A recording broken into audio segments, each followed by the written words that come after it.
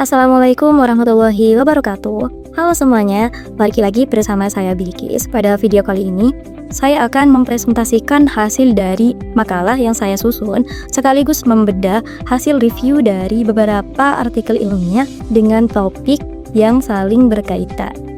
Tema yang akan saya bahas kali ini adalah supply chain atau rantai pasok dan teknologi blockchain di sektor pariwisata. Untuk objek penelitiannya, saya memilih pariwisata di Bali. Dengan judul makalah, Analisis Rantai Pasok Pariwisata dan Model Implementasi Teknologi Blockchain pada Ekosistem Pariwisata di Bali. Kenapa saya memilih pariwisata di Bali? Bali bukan sekedar destinasi wisata biasa, tapi sebuah ekosistem besar yang melibatkan ribuan aktor, mulai dari hotel, transportasi, hingga UMKM lokal. Namun, di balik keindahannya, sistem rantai pasok pariwisata saat ini masih menghadapi tantangan besar. Apa tantangan besarnya? Masalahnya adalah sistem yang terpusat dan sangat bergantung pada pihak ketiga. Hal ini seringkali memicu efisiensi data, biaya komisi yang tinggi bagi warga lokal, hingga celah keamanan informasi.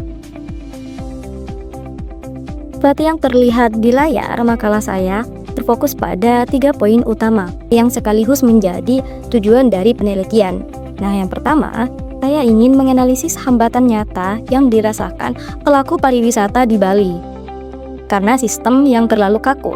Nah, kedua, saya ingin merumuskan bagaimana teknologi blockchain melalui model smart contract dan ledger bisa menjadi solusi teknis dan transparan. Dan terakhir, saya ingin mengidentifikasi apa saja tantangan yang akan muncul saat teknologi ini benar-benar diterapkan. Di slide sebelumnya, kita pernah membahaskan apa itu sistem terpusat dan pihak ketiga. Analoginya seperti ini. Bayangkan jika kalian akan berwisata di Bali, lalu memesan sebuah hotel melalui sebuah aplikasi. Nah, aplikasi inilah yang menjadi pihak ketiga atau perantaranya. Segala informasi, entah itu uang, data pribadi kita diatur di satu pusat atau sistem terpusat milik mereka. Meskipun terdengar lebih praktis, namun pemilik hotel dan UMKM di Bali harus membayar biaya komisi yang besar. Selain itu, jika sistem pusat mereka bermasalah atau datanya tidak update, sering terjadi kasus kamar hotel yang sebenarnya sudah penuh, tetapi di aplikasi masih tersedia. Nah, ini yang biasa kita sebut inefisiensi. Lalu, bagaimana teknologi blockchain bisa menyelesaikannya? Bayangkan sebuah buku catatan digital yang dipegang oleh semua pelaku wisata di Bali, mulai dari hotel, jasa travel, hingga toko souvenir. Nah, saat terjadi transaksi, semua buku-buku ini akan terupdate secara otomatis dan datanya tidak bisa dihapus atau dimanipulasi oleh siapapun. Selain itu, ada yang namanya model smart contract. Nah, ini seperti robot otomatis yang akan langsung mengirimkan uang dari wisatawan ke pemilik hotel tanpa perlu dipotong komisi besar oleh perantara lagi. Hasilnya, harga lebih jujur dan keamanan data lebih terjamin. Teknologi secanggih blockchain tentu punya tantangan besar dalam penerapannya, terutama di ekosistem Bali. Tantangan pertama adalah infrastruktur. Tidak semua daerah wisata punya koneksi internet yang stabil untuk menjalankan sistem real time. Nah, kedua, soal literasi. Kita perlu mengedukasi para pelaku UMKM agar nyaman menggunakan sistem digital ini. Selain itu, masalah regulasi.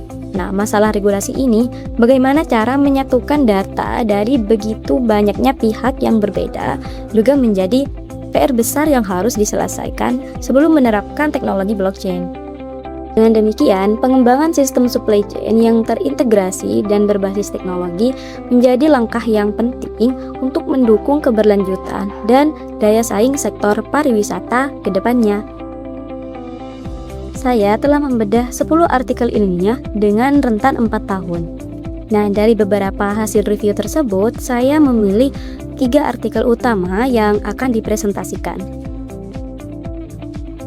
Artikel pertama dari Ngurah dan timnya pada tahun 2025. Peneliti ini terjun langsung ke lapangan di Denpasar dan Kuta untuk melihat bagaimana sih kondisi aslinya.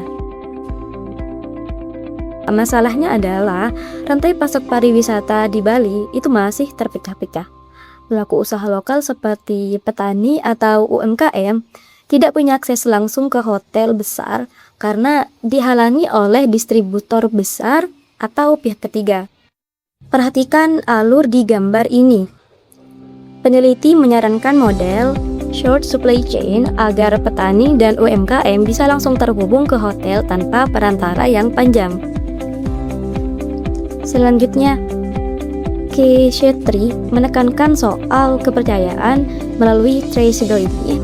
Jika kita lihat visualisasinya, setiap produk lokal Bali bisa memiliki identitas agar turis yakin mereka membeli barang asli dari pengrajin lokal, bukan imitasi. Jadi, jika turis membeli kain tenun atau kerajinan, mereka bisa cek lewat sistem ini untuk memastikan barangnya asli buatan warga Bali, bukan barang impor. Nah, ini sangat kuat untuk melindungi identitas budaya dan ekonomi kita. Artikel dari Fitri pada tahun 2025, artikel ini menjelaskan bahwa smart contract sebagai asisten digital yang jujur. Saat wisatawan memesan layanan, sistem ini akan langsung menjalankan perintah pembayaran dan pengamanan serta identitas secara otomatis tanpa perlu campur tangan pihak ketiga. Jadi, data tidak bisa dimanipulasi dan prosesnya jauh lebih cepat serta murah. Kesimpulannya, blockchain merupakan solusi kunci untuk modernisasi rantai pasok pariwisata di Bali yang selama ini terlalu bergantung pada sistem terpusat dan pihak ketiga. Melalui mekanisme seperti smart contracts, biaya operasional dapat dipangkas karena transaksi terjadi langsung antara wisatawan dan pelaku usaha lokal tanpa komisi perantara yang tinggi. Fitur traceability pada blockchain menjamin keaslian produk kreatif sehingga melindungi hak kekayaan intelektual pengrajin lokal. Demikian presentasi dari makalah dan hasil review paper yang saya susun. Semoga makalah ini memberikan gambaran mengenai pentingnya pengelolaan supply chain dalam sektor pariwisata serta peluang pengembangannya ke depan.